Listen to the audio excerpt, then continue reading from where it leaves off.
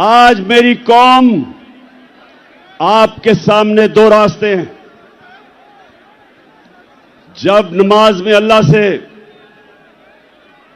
ہم کہتے ہیں کہ اللہ، ایک ہی چیز مانگتے ہیں اللہ سے 5 وقت کی نماز میں کہ اللہ ان کے راستے پہ لگا جن کو تو نے نعمتیں بخشی، ان کے راستے پہ نہ لگا جو تباہی کے راستے پہ نکل گئے. پاکستانیوں، آپ بھی ادھر کھڑے ہیں. ایک طرف نعمتوں کا راستہ ہے، آپ کی عظمت کا راستہ ہے، دوسری طرف آپ کی تباہی کا راستہ ہے، غلامی کا راستہ ہے، ذلت کا راستہ ہے. مولانا رومی، اس نے بڑی ایک ایسی بات کی جو مجھے کبھی نہیں بھولی. اس نے کہا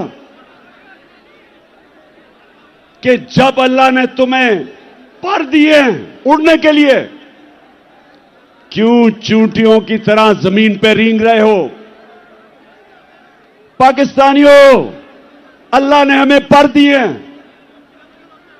ہمارا مستقبل یہ نہیں ہے کہ ہم چونٹیوں کی طرح رینگیں. جو اوپر آئے فیصلہ کرے کہ جی آج تو یہ چور ہیں، ان کے اوپر ایکشن لے گورنمنٹ کرا دے. اگلے دن پھر بند کمروں میں فیصلہ ہو کہ نہیں جی میں اب این آر او دے دیا ان کو، یہ میں گنگا میں نہا کے پاک ہو گئے ہیں، اور پھر ان کو نکالے کہ جی چور ہیں، اور پھر ان کو این آر او دے دے. اور قوم اگر اس چیز کو، اگر ہم ان چیزوں کو، اس ظلم کو، اس ناانصافی کو اگر قوم تسلیم کرتی ہے تو وہ قوم کے اندر اور بھیڑ بکریوں میں، گائے بھینسوں میں کوئی فرق نہیں ہے. انسان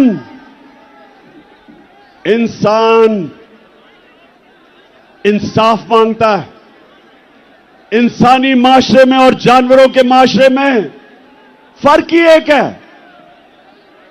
انسانوں کے معاشرے میں انصاف ہوتا ہے، جانوروں کے معاشرے میں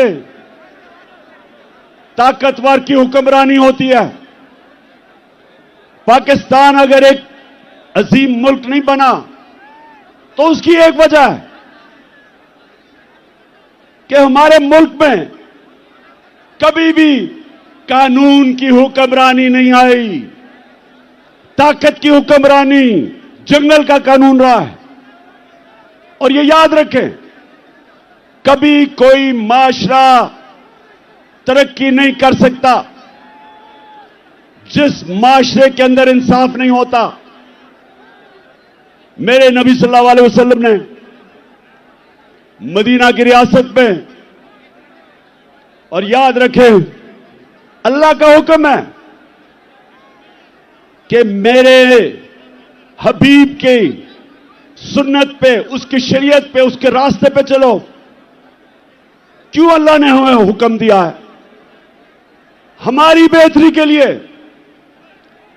جب علامہ اقبال، جب اس نے پاکستان کا تصور کیا تو علامہ اقبال نے سوچا تھا کہ ہم ایک معاشرہ کھڑا کریں گے مدینہ کے ریاست کے اصولوں کے اوپر. اور علامہ اقبال نے بتایا کہ جب بھی مسلمان معاشرہ کھڑا ہوتا ہے وہ واپس ان اصولوں پہ جاتا ہے، اور جب تباہ ہوتا ہے تو ان اصولوں سے پیچھے ہٹ جاتا ہے.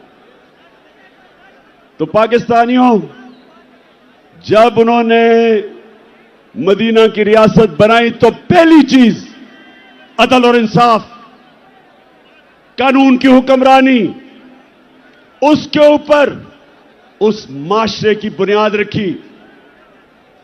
میری بیٹی بھی اگر جرم کرے گی تو سزا ملے گی. انہوں نے فرمایا کوئی قانون سے اوپر نہیں. اور پھر بتایا کہ تمہارے سے پہلے بڑی قومیں تباہ ہوئیں जो ताकतवर जब चोरी करता था, जुर्म करता था, उसको माशरा नहीं पकड़ता था, सिर्फ कमजोर को पकड़ता था।